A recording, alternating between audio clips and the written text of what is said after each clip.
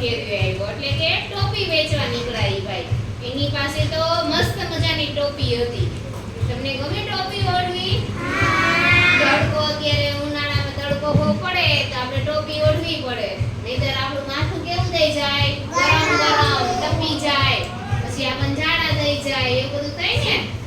એટલા માટે આપણે ટોપી ઉનાળામાં ઓઢવી જોઈએ.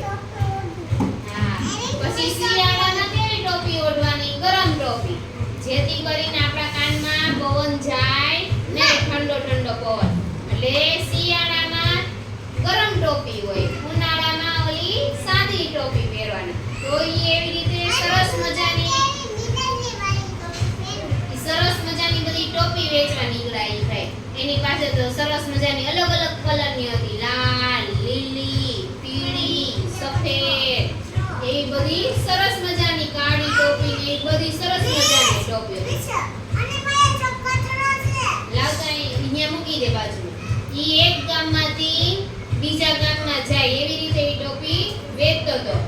એક દિવસ ફેર્યો, એક ગામમાંથી બીજે ગામમાં જવા નીકળ્યો, સાથે ટોપીનું પોટલું હતું એની બાજુ. એની પાસે જાજી બધી ટોપી હતી ને, તો ઈ મોટું પોટલું આખું કોથળો ભરીને એની પાસે હતી ટોપી. એટલું પોટલું લઈને ઈ નીકળ્યો. પછી ઈ હાલતા હાલતા ઈ થાકી ગયો, એને ભૂખ લાગી. એની સાથે જમવાનું ઈ લાવ્યો હતો, એને બહુ ભૂખ લાગી હતી. ટોપી વાળો હાલતો હાલતો થાકી જાય ને પછી ઈ હાલતો બધે ફેરતો હતો. પછી બપોર થઈ, પછી એક મસ્ત મજાનું સરસ મજાનું ઝાડ આવ્યું. ટોપી વાળાને કહ્યું, અહીંયા તો સરસ મજાનું ઝાડ છે, હું આ ઝાડ નીચે બેસી નિરાતે જમી લઉં અને થોડી વાર સૂઈ જાઉં. એટલે ઈ પોટલું ઝાડ નીચે બેસી ગયો, પોટલું મૂક્યું એની બાજુમાં અને પછી જમવાનું કાઢી જમી લીધું એને તો સરસ મજાનું. પછી જમી લીધું એટલે એને આમ નીંદર ચડી કે હાલ ને હું થોડી વાર અહીંયા સૂઈ પણ જાઉં, આડો પડું, મસ્ત મજાનો ઠંડો ઠંડો મીઠો મીઠો પવન આવે છે. તો ફેરિયો તો લાંબો થઈ ગયો આમ સૂઈ ગયો. એને તો સરસ મસ્ત પવન આવતો હતો ને, તો સરસ નીંદર આવી ગઈ, નાકોડા ઢવળવા માંડ્યો, ઘસઘસાટ ઈ સૂઈ ગયો. હવે ઈ સમયમાં શું થયું, જે ઝાડ નીચે ઈ સૂતો હતો ને, ઈ ઝાડની ઉપર કોણ હતું? વાંદરાભાઈ હતા. કોણ હતું? બીજા બધા વાંદરા હતા. ટોપીવાળા ફેરિયાને ખબર નહોતી કે હું જે ઝાડ નીચે સૂતો હતો ને, ઈ ઝાડની નીચે તો ઉપર તો વાંદરાભાઈ બેઠા છે. એને એની કઈ ખબર હતી નહીં. અને ટોપીવાળા ભાઈ તો સૂઈ ગયા. ઉપરથી વાંદરાભાઈ બધું જોતા હતા કે આ ભાઈ આવ્યા છે, ફેરિયો આવ્યો છે, બાજુમાં પોટલામાં ઘણી બધી ટોપી છે અને ટોપીવાળા ભાઈ તો સૂઈ ગયા છે. હાલો આપણને બધાને બહુ તડકો લાગે, સૂઈ ગયા. બધાય વાંદરા એકબીજાને વાતો કરવા માંડ્યા કે આપણને બધાને બહુ તડકો લાગે છે, આ ભાઈએ તો કેટલી બધી ટોપી, ચાલો આપણે બધા એક એક ટોપી લઈ આવીએ એની પોટલીમાંથી. પછી એક વાંદરો નીચે આવ્યો અને એક ટોપી લઈને ગયો ગયો. પછી બીજો વાંદરો નીચે આવ્યો, એને ટોપી લઈને માથે પહેરી લીધી. એમ બધાય વાંદરા કૂદકા મારીને નીચે આવ્યા અને પાછા કૂદકા મારીને બેસી ગયા ઝાડ ઉપર ટોપી ઓઢીને. બધા સરસ લાગતા હતા વાંદરા, બધાય મસ્ત કાળી, લીલી, પીળી, સફેદ એવી અલગ અલગ ટોપી માથા ઉપર ઓઢી લીધી એટલે કોઈને તડકો લાગતો નહોતો.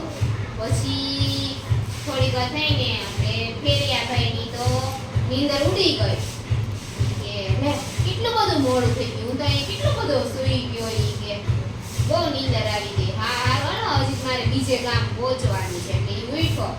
પછી જેવો ઈ ઉઠ્યો ને તો એને જોયું બાજુમાં પોટલામાં તો એટલે ટોપી જ નહોતી.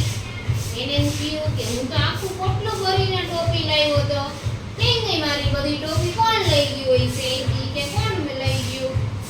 આમાં બધે જોવા માંડ્યો.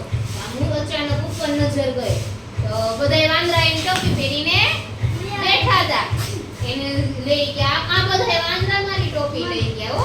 બધાય વાંદરા એક એક ટોપી સરસ ઓઢી છે. ફેરિયો કે લે આ બધાય વાંદરા લઈ ગયા, હું વાંદરા પાસેથી કેવી રીતે ટોપી લઉં? એને કઈક વિચાર કરવા માંડ્યો. તો ટોપી પાછી કેમ લેવી ને એના માટે ઈ વિચાર કરવા માંડ્યો. પછી માથે પહેરેલી પછી એને વિચાર આવ્યો કે માથે પહેરેલી ટોપી હાથમાં લીધી અને બધા વાંદરાઓએ નકલ કરી. પછી એની એક ટોપી ઓઢીને સૂતો હતો ફેરિયાવાળો ભાઈ. પછી એણે શું કર્યું, વિચાર કર્યો કે છે ને આ મારી ટોપી હું આમ કાઢી જો. એટલે એને પેલા છે ને ફેરિયાવાળા ભાઈએ પોતાની ટોપી કાઢી અને આમ આમ કરીને જોવા માંડ્યો. પછી એને પોતાની ટોપી જમીન ઉપર ફેંકી દીધી ફેરિયાવાળા ભાઈએ. તો ઓલા વાંદરાએ બધાય નકલ કરવા માંડ્યા કે હાલો તો આ ફેરિયાવાળો કેવું કરે, ચાલો આપણે આપણી ટોપી જોઈએ આપણે કેવા કલરની લાવ્યા. એટલે બધાય વાંદરાએ છે ને પોતાની ટોપી માથા ઉપરથી કાઢી અને આમ જોતા હતા કેવા કલરની છે. અને પછી નીચે જમીનમાં ઘા કરી દીધો, કારણ કે ફેરિયાવાળાએ એવું કર્યું, આમ જોઈને નીચે ઘા કરી દીધો. એટલે એ વાંદરાભાઈ બધાય નીચે ઘા કરી દીધો. તો જેવો ઘા કર્યો ને એવું ફેરિયાએ બધી ટોપી વીણી લીધી અને પાછી પોતાના પોટલામાં ભરી લીધી. એટલે બધાય વાંદરાને થયું કે લે આપણે તો ખોટું ઘા કર્યો, આ જો ફેરિયાવાળો પાછો લઈ ગયો, આવું કરવાનું હતું નહીં કે આપણે ખોટે ઘા કરી દીધો. એમ કરીને આપણી પાસેથી નાવડો આ ટોપી લઈ લીધી. અને ઓલો તો ફટાફટ ટોપી પોટલામાં ભરીને ટોપીવાળો ફેરિયો ચાલતો થઈ ગયો બીજા ગામે જવા.